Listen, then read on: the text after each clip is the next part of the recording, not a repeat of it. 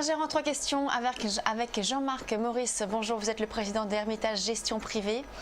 Ce matin, on va parler avec vous du fonds Luxe et Low Cost Leaders. Alors tout d'abord, présentez-nous ce fonds, parce que c'est assez original. Voilà, le luxe, mettre dans un même fonds le luxe et le low cost, les deux antipodes.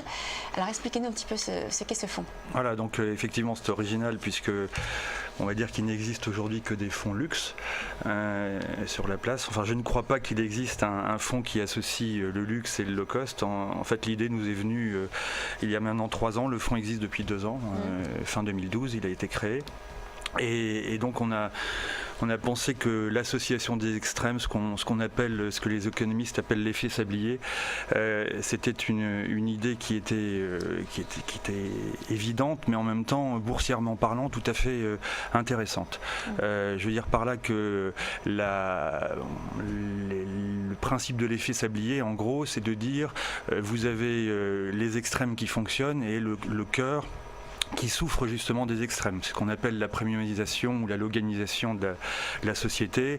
C'est les gens achètent pas cher ou achètent très cher et au milieu ça ne marche pas. Le bon exemple c'est Air France versus EasyJet et Ryanair. Le bon exemple c'est Peugeot versus BMW ou Logan. Voilà, les gens n'achètent plus le middle, les gens achètent les extrêmes, le chic et le cheap. Voilà, en résumé. Voilà.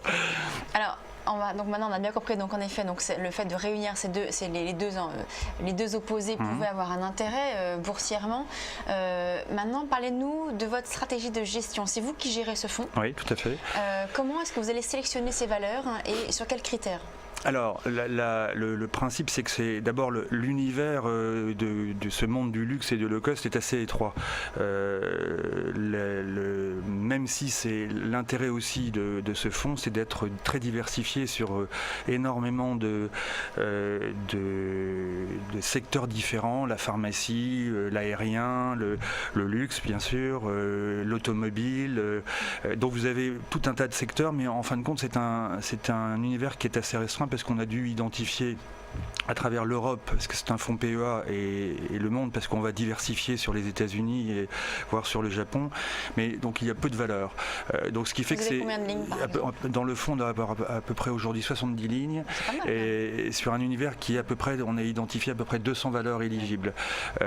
Donc on est plus dans une stratégie de buy and hold, d'achat pour le long terme. On ne fait pas le fonds à une rotation sectorielle, une rotation très très faible, et donc on va sélectionner les incontournables et les garder parce que le concept est bon. On va avoir évidemment du LVMH, du Prada, même si ça marche pas aujourd'hui, du Ryanair, du Iliad.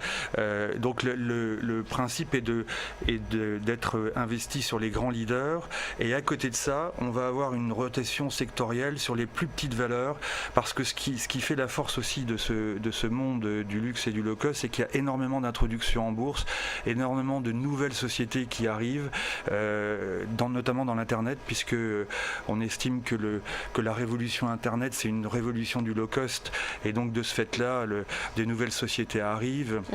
Donc vous avez eu par exemple une société emblématique que tout le monde connaît, c'est Salenzo en Allemagne, qui s'est introduite le mois dernier, qui vend des chaussures sur internet.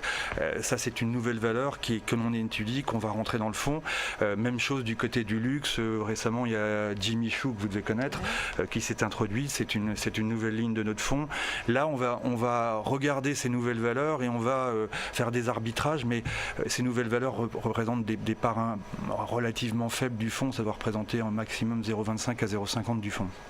Alors, donc vous dites que vous allez miser sur des leaders, et après jouer un peu plus sur des plus petites valeurs, c'est peut-être ce qui va vous permettre d'avoir de la performance. Les leaders sont très performants aussi. Il faut savoir, quand vous voyez la performance de Ryanair aujourd'hui ou de EasyJet, ça me va très bien. Raisonnablement, même dans la pharmacie, nous avons des sociétés de génériques qui ont des parcours actuellement exceptionnels et qui font quand même 50 milliards de capitalisation. ce type de leader, ça me va très bien. Et ça veut dire qu'on peut gagner de l'argent aussi bien sur les très gros que sur les très petits.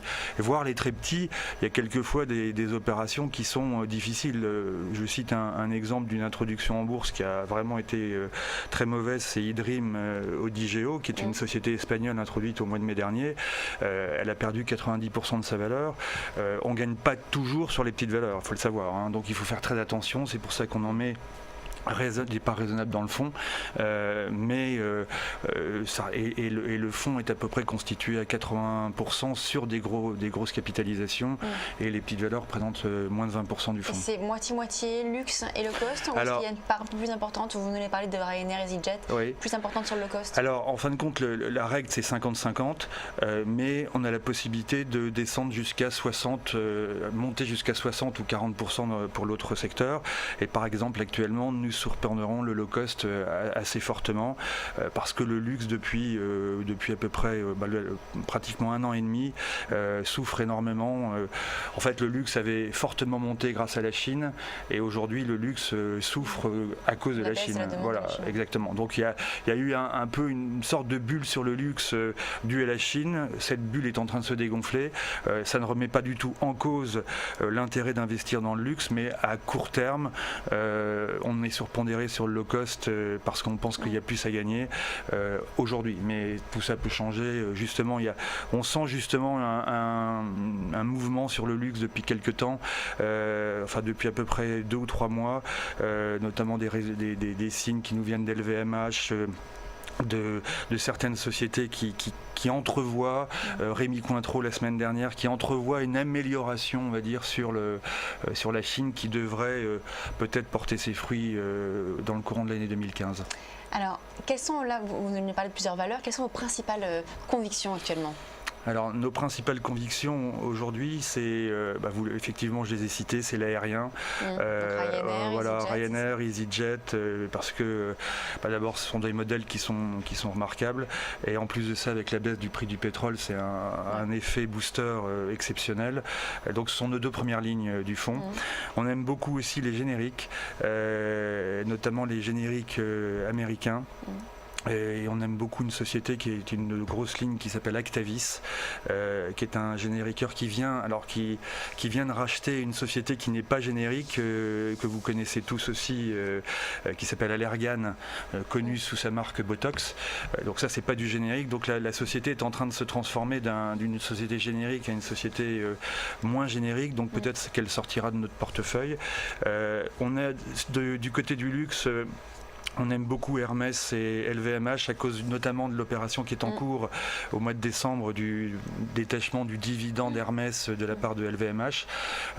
Donc il va y avoir plus de liquidité sur Hermès. LVMH va être peut-être mieux positionné après cette opération. Donc on aime bien, et on aime bien aussi tout ce qui est, c'est un peu lié aussi au problème du pétrole, tout ce qui est hôtellerie de luxe. Donc on aime bien une société comme Intercontinental en Angleterre, on aime bien aussi Hyatt aux États-Unis, donc tout ce qui est luxe hôtellerie nous plaît beaucoup. Merci beaucoup Jean-Marc Maurice, donc gérant de Luxe et Low Cost Leaders. On va marquer une pause et on se retrouve tout de suite pour la suite du programme de Direct Gestion.